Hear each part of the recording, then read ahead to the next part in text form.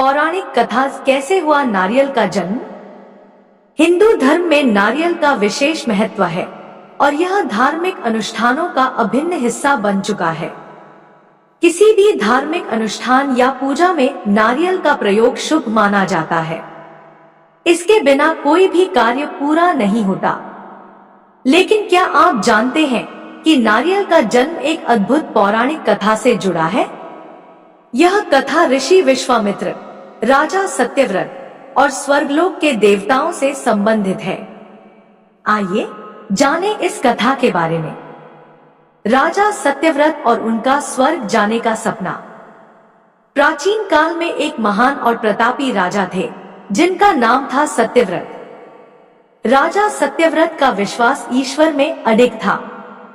उनके पास दुनिया की सारी ऐश्वर्य, शक्ति और संपत्ति थी, लेकिन उनका मन हमेशा एक विशेष इच्छा से व्याकुल रहता था। वह चाहते थे कि वह किसी भी तरह से पृथ्वी से स्वर्गलोक तक पहुंच सके। स्वर्गलोक की अपूर्व सुंदरता और देवताओं का निवास स्थान उन्हें बहुत आकर्षित करता था, लेकिन स्वर्ग जाने का मार्ग कैसे प्राप्त हो, यह उन्हें समझ में नहीं आता था। ऋषि विश्वामित्र की तपस्या। राजा सत्यव्रत की यही इच्छा एक दिन पूरी होने वाली थी। एक समय की बात है, ऋषि विश्वामित्र तपस्या के लिए अपने घर से बहुत दूर चले गए थे। उनकी अनुपस्थिति में पूरे क्षेत्र में भयंकर सूखा पड़ा और उनके परिवार को बहुत मुश्किलों का सामना करना पड़ा। उनका परिवार भूखा प्यासा भटक रहा था और लोग सहायता के लिए मदद की उम्मीद करते थे। राजा सत्यव्रत ने देखा कि ऋषि के परिवार की स्थिति बहुत खराब हो गई है, तो उन्होंने न केवल ऋषि के परिवार का ख्याल रखा, बल्कि उनकी पूरी देखभाल की जिम्मेदारी भी उठाई।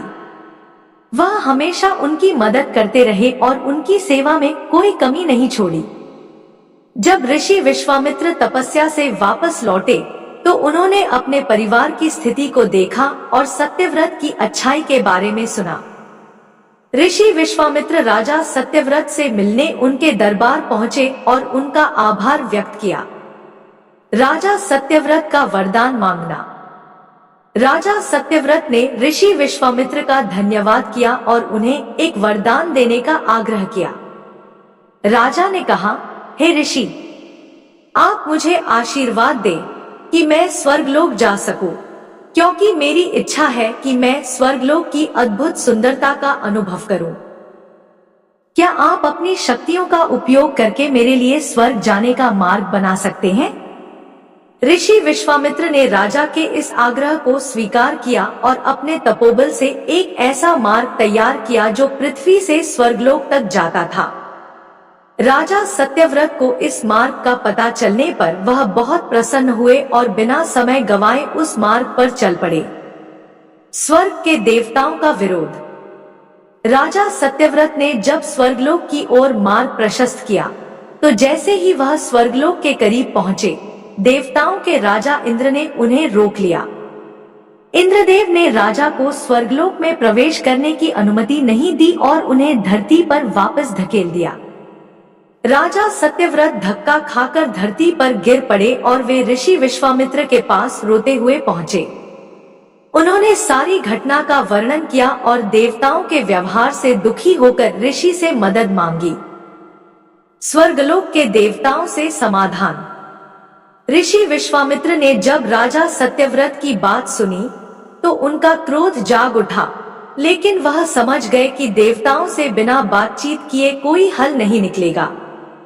उन्होंने स्वर्गलोक के देवताओं से वार्ता की और आखिरकार एक समाधान निकाला। देवताओं और ऋषि विश्वामित्र की आपसी सहमति से यह तय हुआ कि राजा सत्यव्रत के लिए एक नया स्वर्गलोक बनाया जाएगा, जो पृथ्वी और असली स्वर्गलोक के बीच स्थित होगा।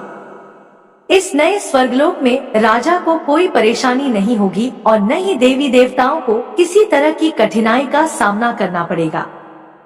राजा सत्यव्रत इस समाधान से बहुत प्रसन्न हुए, लेकिन ऋषि विश्वामित्र के मन में एक चिंता थी, नया स्वर्गलोक और खंभा।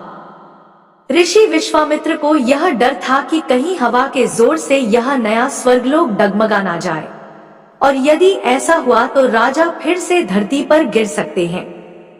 इस चिंता का समाधान करते हुए ऋषि विश्वामित्र ने इस नए स्वर्गलोक के ठीक नीचे एक मजबूत खंभा बना दिया जो उसे सहारा दे सके।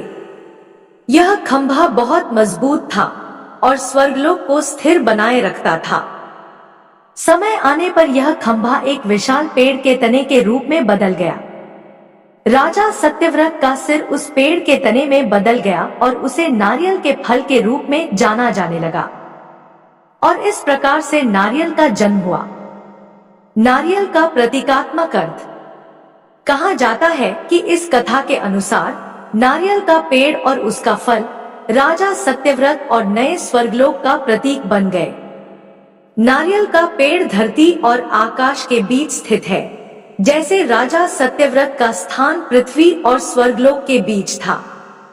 नारियल का फल भी इसी स्थान का प्रतीक है, जो ना पूरी तरह से पृथ्वी का है और ना ही पूरी तरह से स्वर्ग का।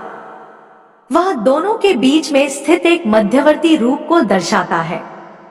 आज के समय में नारियल का पेड़ ऊंचाई पर उगता है और उसका फल एक विशेष धार्मिक महत्व रखता है।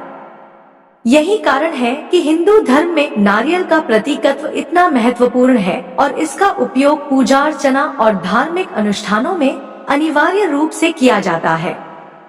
निष्कर्ष। इस प्रकार से नारियल का जन्म राजा सत्यव्रत और ऋषि विश्वामित्र की अद्भुत कथा से जुड़ा हुआ है। यह कथा हमें यह सिखाती है कि कभी कभी इच्छाएं पूरी होने में समय लगता है, लेकिन उनका परिणाम हमेशा कुछ विशेष होता है। नारियल का पेड़ और उसका फल आज भी इस कहानी का जीवंत प्रतीक है।